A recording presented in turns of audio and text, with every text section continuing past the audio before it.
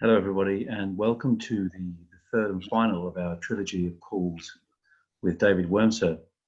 Hello, David. How are you? I'm good. How are you doing? Great, great. Autumn's coming. Yes, it is. Um, so, in the third of our discussions, we will cover as well as we can the potential implications for the Middle East in a global context of either a second Trump term or a Biden presidency. And the reason we wanted to have this as the third call, normally we wouldn't focus so much on a change in the US presidency, but given the polarity that we're seeing on so many issues and the differences we would likely see, and given the US's relevance in so many ways, we thought it was worthy of a discussion. So, David, where do we start? I suppose just at the high level, maybe you could give a little background from just a global geostrategic perspective. The big goals of a Trump second term versus a Biden presidency. Maybe we could start there. Well, I think that for both Biden and Trump, and I think we do have to talk about both because I think the possibility of either being elected is very real. It is not a clear-cut election at this point. So we really do have to analyze both. The easy way first is to extrapolate from the past. So we can say Trump is the president for 4 years. He's exposed what his outlook is, his views, his limitations are. And we can look forward from that. I will first say what that would imply, but then I'll caution it. And then similar with Biden. Biden has a long track record, not only as vice president, but as a senator and as a candidate.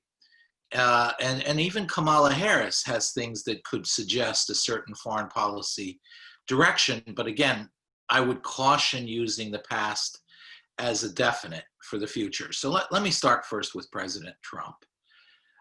He's been marked, I think, in foreign policy, first and foremost, by a sense of economic nationalism, a belief that the United States is special. The United States is great, deeply patriotic man. I don't think we can take that away from him. But he believes that there's been obviously this obsessive focus on free trade. In his view, this obsessive focus on free trade has exposed America to deep attacks, economic attacks that have undermined the economic welfare of too many of its citizens. Now, there's a deeply political aspect to this, which is the foundation of President Trump's support is the disenfranchised blue-collar union type workers. And they've been the most hit by various trade agreements and so forth. And when they complain about unemployment in what we call the Rust Belt, which is that stretch of old industrial era great cities from Detroit down through Ohio, Indiana, all the way to Pennsylvania, as well as the more new but also very old structures of mining and coal mining and so forth. If you look at that voter base, which is also the swing states, it's clear why President Trump focused on this. This is how he got elected 4 years ago. This is how he expects to get elected going forward. So his base, his political base on some level, drives his continued adherence to this economic nationalism. Now, after an election, some of that pressure will go away, but I think it's his fundamental outlook as well. So there's that aspect that will continue. The second aspect of President Trump's term was this emerging libertarian foreign policy view that America simply doesn't have. It isn't useful for America to go everywhere in the world and be everywhere dominant. So there's been a greater effort to devolve some of our power, some of our initiative, and some of the security responsibilities onto local allies. Now, that has come at the cost, for some would consider a cost. In his view, it comes with the advantage of unleashing our allies. That we had sort of this grand bargain, which we began to discuss previously, that allies would defer and America would provide for their security, for their deferring from more aggressive strategic policies, in exchange for which we would provide regional security. We would be the fundamental, not only foundation, but really the ubiquitous actor in all matters regional, whether it's in Asia, whether it's in the Middle East, even Europe. With the desire to devolve some of the responsibility to our allies comes a greater latitude to our allies as well to act on their own, and then the United States would leverage it. So this is not isolationism. It's on some level an exhaustion and reprioritization. Again, we could have a long discussion about isolationism in American policy over the years. It isn't really truly whatever anybody really thought it was even 100 years ago. America is still very active and will remain very active, but it's reprioritizing. And I think its key priorities will therefore be China, Russia, and Europe. Europe more as an ideational threat to the United States than it is a strategic threat. Anyway, if you take that structure, that would be a foundation for continuity in the Trump administration going forward. And you could see even greater emphasis on withdrawal from ongoing conflicts, greater support for allies, and a greater unleashing of allies to cooperate with each other and take the initiative to advance their interests, whether it's India and Japan and Korea, for example, banding together, Australia, to provide a more diverse foundation for the East Asian security infrastructure, but then that would mean that we would defer much more to Japan, to India, to Korea, Australia, and so forth, and how to define that. Similarly, in the Middle East, we see the UAE-Israel agreement being really a core foundation of a strategic architecture emerging from Greece, Israel, UAE, Saudi Arabia, Bahrain, Egypt, and on the far end, eventually linking up with India. So you see how these structures begin to link with each other, but the cost of it for the United States will be less control. So that would be how I would imagine continuity to work with the United States. The caveat I would put toward it is that I see November 4th, the day after the election, to be the beginning of an agonizing struggle within the conservative movement over domestic and foreign policy, but I would say even more foreign policy. And this has yet to play out. And we can get into that a great deal more because it will have great pressures placed on the administration that could lead to some significant changes. Now, turning to the Biden side, Senator Biden, Vice President Biden's position, again, looking at who he has a tradition almost dead center of where the United States was prior to the Obama administration. And it's interesting to say that because, of course, he was the vice president in the Obama administration. But I would put him in the tradition prior to the Obama administration. What do I mean by that? That there's a fundamental gut support in the Middle East for Israel and our allies, and a concern for the stability of the region, an awareness of the danger of countries like Iran, Syria, and perhaps Turkey. And I would not really see Kamala Harris, despite the fact of the campaign rhetoric where she is the most liberal senator, even voting to the left of Bernie Sanders, on foreign policy and in her personal life. I think you can see a fairly centrist foreign policy person. So that will be the gut instinct, is you would see sort of a reemergence, an attempt at reemergence of the sort of foreign policy initiatives and concept you had during the pre-Obama era. And that means that arms control is a fundamental structure that is seen to shape conflict and regulate it, while we have some degree of unilateral behavior. We have greater deference to international institutions.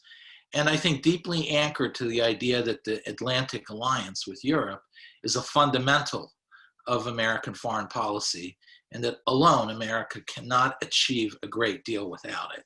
So it involves essentially a foreign policy to some extent that has the lowest common denominator with European foreign policy.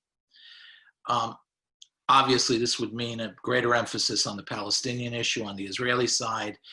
Again, the United States would try to tap down our allies acting on their own all that much, because it can cause instability, whether it's Japan in Asia or India or Israel or the UAE.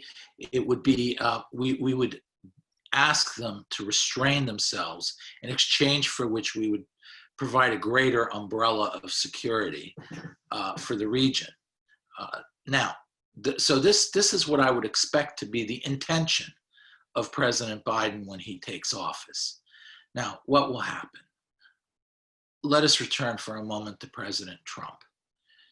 Right now, there's a great, stunning silence, with the exception of my former mentor, John Bolton. There's a great, stunning silence on the conservative side criticizing the president. The reason for it is, in domestic terms, this is definitely seen as one of the most momentous elections in American history. And conservatives do not want to be responsible for their sides losing. So they know that it would cause them to lose a voice in the future in defining the conservative movement. So what we see is a great, stunning, and blazing silence almost on the conservative side, critiquing what is an emerging libertarian foreign policy under President Trump. Not, I think, out of ideology, but almost out of default to the stronger voices in the party. That does not mean that actors like Newt Gingrich,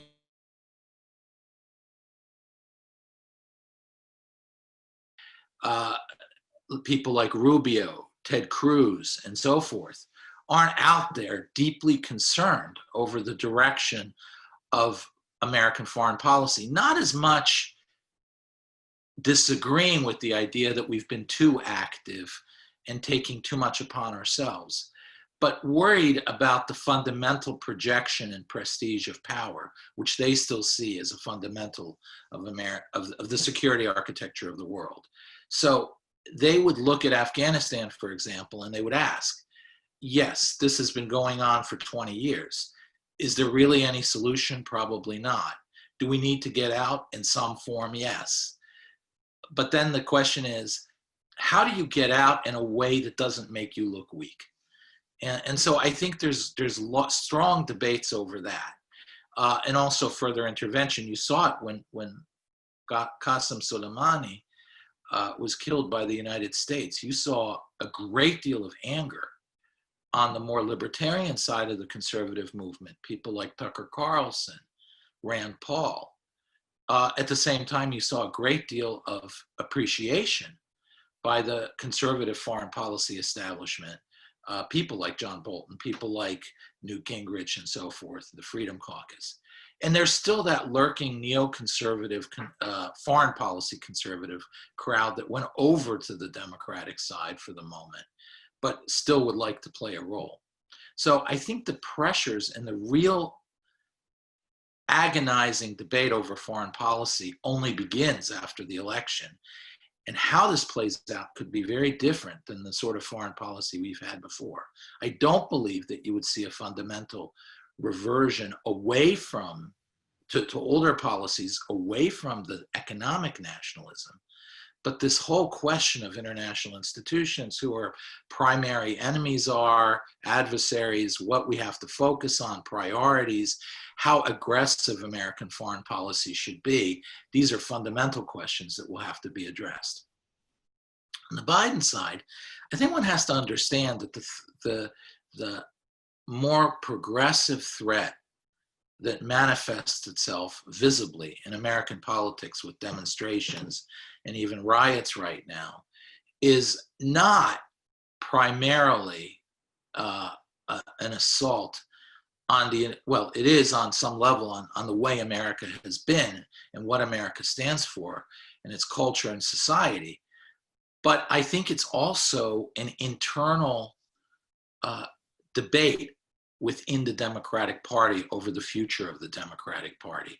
There is clearly a split soul in the Democratic Party between its classical liberal roots, which have a long, strong tradition, and its more progressive, I would say much more European leftist view, which has a fundamental disconnect with the classic liberal view. And I think that the energy is clearly on the side of progressives, but the control of the structures in the Democratic Party are clearly still held by the center, by the liberal part of the party. So the big question with the Biden administration is, will the center hold? Does the left have enough power to dictate to the center, if it wishes to survive, a specific form of foreign policy? And my sense is that looking at so far what's happened with the Democratic Party is foreign policy is simply not that important for the Democratic side at this point, Right. to jump on a hand grenade for, and they'll defer more to the progressive wing. So that could lead in a fundamentally different direction with President Biden. Thank you. That was a great intro. I suppose if we look at the last 3.5 years globally, as America sort of changed approach, which countries stepped up? And I'm thinking in terms of posture, strategy, and in particular defense budgets. Japan clearly stepped up. Australia clearly stepped up. Middle Eastern American allies clearly stepped up. Europe, patchy, very patchy. UK, patchy. So, if we did a scorecard at the end of this, there's a kind of the Trumpian allied approach. Globally, you could say in general didn't go too bad, but Europe clearly the outlier. Yeah. So if we come into a second Trump term or a Biden presidency, I suppose overlaying what you said, the real challenge point, or the biggest challenge of many, would probably be Europe, in fact, because a Biden type presidency would seek to enhance the historical bonds. America, more comfortable to maybe step back in a little bit, but a second Trump term could be even harsher in terms of you didn't deliver, and we're just not going to be there for you the way that that you're prepared to spend against. Would that be a fair observation? It would be a very fair observation. This is very accurate. The only question I'd raise is, going back again, dividing between the Trump side and the Biden side.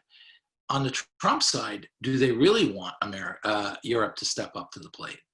I mean, there's a fundamental divide in the way to look at the world between the European elites and the way the world surrounding Trump looks at the world. And they growingly see Europe as a threat, not as an ally. They see the ideas of Europe as a threat rather than as an ally. So on some level, it's interesting that India too, by the way, stepped up to the plate. I think it's interesting that you see America pivoting to Asia, not only because of economic interests and so forth, but ideationally, the United States traditionally has had in this, Trump is not so revolutionary, in the sense that America has always looked at Europe with a great deal of suspicion. And that isn't only because so many young Americans came from Europe and immigrated and were rejecting the system. It's also because from its foundation, America emerged from a British view of the European continent, which is not a very favorable view either. So there's a long tradition of American thought looking at Europe with a great deal of suspicion that Trump is, I think, channeling on some level with some added new ideas. So traditionally, when America seems to go into an isolationist phase, it isn't really isolating. It is pivoting more to Asia. In the 20s, the great era of isolationism of America, America had a very active foreign policy on Asia, and it saw China as the future.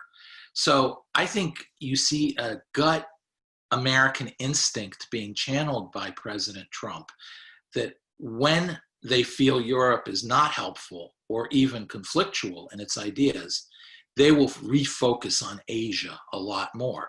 So I don't think it's quite that much of a coincidence that countries like Japan, India, all the way over to the Suez Canal, Israel, step up to the plate and assert themselves as part of the American structure, decentralized American alliance structure.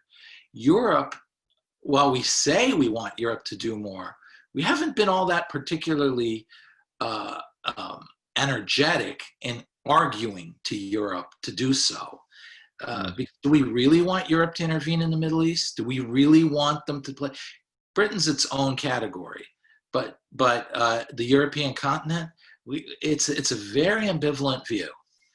In contrast, the Democratic Party, while it has had some similar views toward Europe in the past, its more progressive soul looks to the European elites as guidance. They feel America, and this maybe is also a traditional view based on New England, which is where sort of culturally so many of the more liberal American elites emerge from.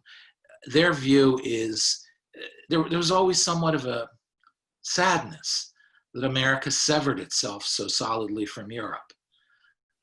And as a result, there's a constant validation that they seek from European elites.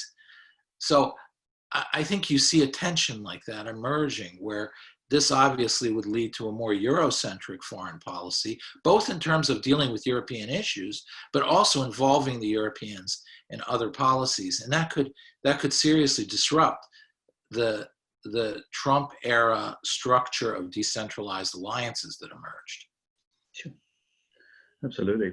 I suppose that there are a few realities that will confront either of them equally. Firstly, a financially more constrained position with which to operate, especially given the domestic focus and stretched balance sheets at all levels.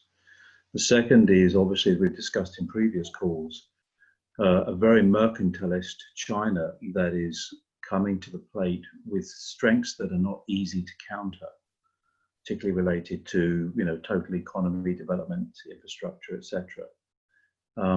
And I suppose in that sense is that even though approaches might be different for either of the two candidates, the realities of those two kind of are large and need to be considered strongly, right? Oh, absolutely. If you hear the pressures here about defunding the police, you can imagine what the pressures will be to defund the military.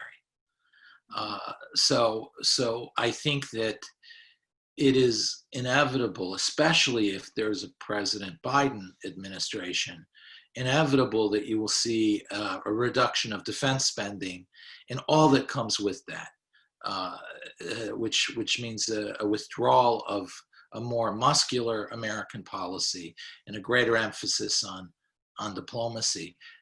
There will be those very real threats. China, Iran, Russia's out there. These won't go away.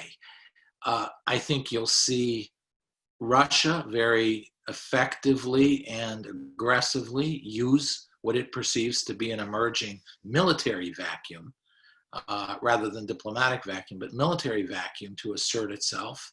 Similarly with China, they will see the vulnerability of a Biden administration based on the fact that a whole basket of domestic promises have been made by candidate Biden, and a sort of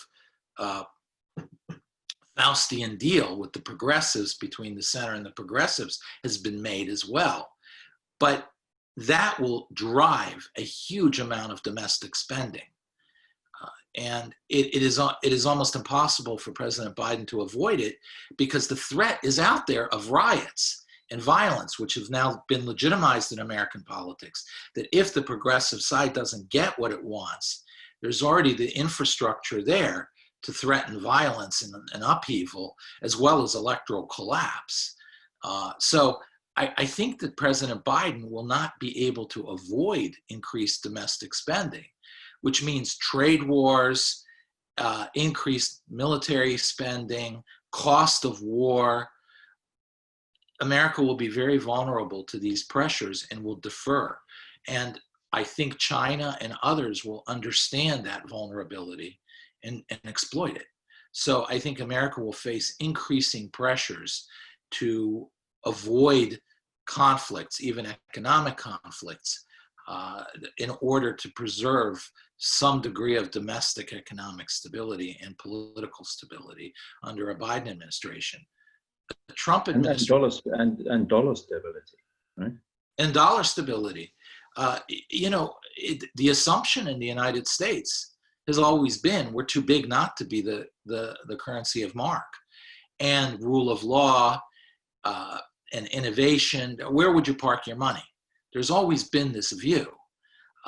It's not clear going forward that is as solid as it was. Rule of law, of course, in America right now is a much more touchy situation than it's ever been. Stability of the currency, stability of society, even innovation right now. It's a real question where America is coming out of this virus and the violence and the intense upheaval right. that awaits us. Right. So let's maybe drill down on a few of the longest running, I suppose, issues. So on Iran, as we've discussed in the previous calls, lots of moving parts. I think we understand where President Trump is, and probably would continue to push. Where do you think Biden would take the Iran situation? Well, I think he would have to try to re-establish the JCPOA, the Iran nuclear deal, if only because that is so signal to what he had done in the past, and it had been such a central element of his foreign policy persona in the last few months, as well as what the progressive side of the party demands. So I would see him do whatever it takes to try to resurrect the JCPOA. The problem he has is there's this security infrastructure in the Middle East that's emerged that understands Iran is dangerously close now to a bomb. They do not see a diplomatic, they did not see to begin with the JCPOA as a mechanism to stop Iran. They saw it as a perhaps slowing down of Iran in exchange for a greater threat slightly down the road, 5 years down the road. They see that threat much more acute now. So for them to push the can down the road in an agreement would appear to be a meltdown. So I would see Israel, UAE, Saudi Arabia, they couldn't countenance an American return to the policies of the previous administration in negotiating a nuclear deal. And I can't imagine that they wouldn't step up and act on their own, especially since if the United States goes to a more diplomatic-based foreign policy, international community-based foreign policy, there will be a pivot away from the United States as the sole focus of their foreign policies. They will try to balance between the powers, all of these countries, and will modulate. Unfortunately, I think what this would mean is that Israel, Saudi Arabia, and UAE might look to some extent to China to balance off and Russia to try to avoid having a showdown with the United States with no recourse from anybody. This could complicate the relations between India and this alliance emerging. So I would see a great deal of upheaval even within that alliance, but that would only drive them, I think, to take more decisive action against Iran, perhaps even before inauguration. And I suppose, drawing on our previous conversations, that could present China with a magic moment. And what we've seen with China over the course of this year, it moves incredibly quickly, very robustly, with resource, with strategic intent. Yes. And they haven't really left any stone unturned. I mean, Nepal, Bhutan, I mean, you name it. Even small islands off the coast of Scotland have missed their attention. So I suppose it's not impossible to see a scenario where UAE, Saudi, Israel present a position that they are not prepared to tolerate. The answer is money, I suppose. Lots and lots of Chinese money, and investment and opening of opportunities to the Chinese economy. That would dampen everybody, I suppose, in terms of adverse outcomes. Mm-hmm. And thereby, if they were successful in that, the win-wins for each of those nations would be substantial. If Iran agreed, because of Chinese largesse, to slow things down, take things off the table, everybody else was incredibly grateful. And then we could even, I suppose, wake up one morning and Saudi's gratitude was such that they decided to price oil in RMB rather than dollars. Yes. Not impossible. It's not impossible at all. I would watch that scenario very carefully. I think it's a much more possible scenario than many people would think. Another scenario that is out of left field is that Russia is the balancing. That Russia has these deep tensions with Iran. Iran knows it, which is one of the reasons why they've turned so strongly to China recently with this strategic agreement. Plus China has money, which Iran needs. And China has a very effective policy in Africa, which Iran also depends on, by the way, for funding for Hezbollah and its whole structure. So what you have is deep tensions emerging in the future. You already see them between Russia and Iran, even though ostensibly they're on the same side and allies in Syria. You could see potentially the Israelis, the Saudis, and the UAE, and this would keep the Indians on the same side, reach out to Russia to see if there's something that can be done to come up with a structure of mutual interest and condominium at the expense of Iran. And this, of course, then would involve the Turkish question, because Russia, Israel, all of them, then the focus shifts to Turkey. And we could talk about that. But again, you could see either one of these scenarios play out. But what will be the bottom line is America will not have an influence over which way it goes. You know, perhaps a way that America could stay at that table would be the grand bargain with Russia, of course, which has been mooted. And obviously in Washington, obviously that full-page spread that was taken not long ago by, a new direction with Russia, and it's been on the table obviously ever since President Trump came in, but because of his own issues regarding Russia and how that's been perceived, that hasn't moved forward. But I wonder whether under either candidate, whether some of these opportunities that we've discussed vis-a-vis Russia and Russia's own concerns about the pressure from China, from Vladivostok, to the Arctic, to Africa, to the stands, and its own economic limitations, whether what you just described could form part of a grand bargain. And of course, within that, relatively speaking, the losers would need to be Ukraine and the EU expansion project. But I suppose you could throw that in with, well, Europe, you haven't stepped up. Here's the price for us, fixing Russia and continuing to have your back.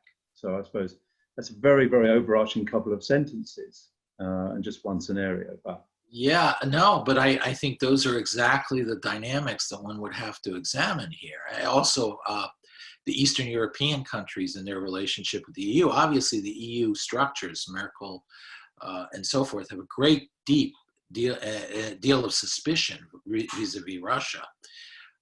And some of the hostility on the left here toward the liberal left, the centrist left here in the United States is in deference also to European policy. So I think there's some barriers to the Russian-American side. However, again, it's weakening the overarching need to come up with some structure and response diplomatically.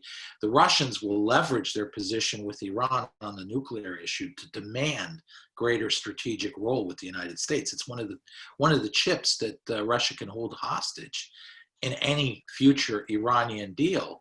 They could simply make deference to their strategic interests a central part of that deal.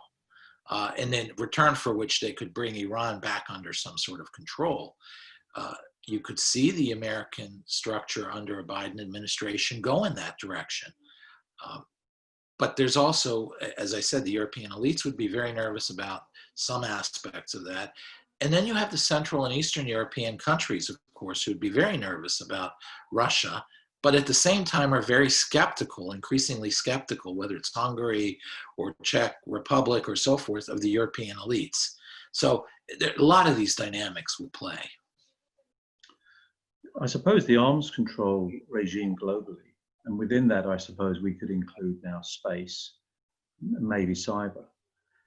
I have wondered for a while whether, in fact, Russia's breaches of the INF were tailor-made for America to step out, because both of them realized, in fact, their own vulnerabilities in the long run to China's nuclear, IRBM, hypersonics move forward, which are negative for both Russia and America.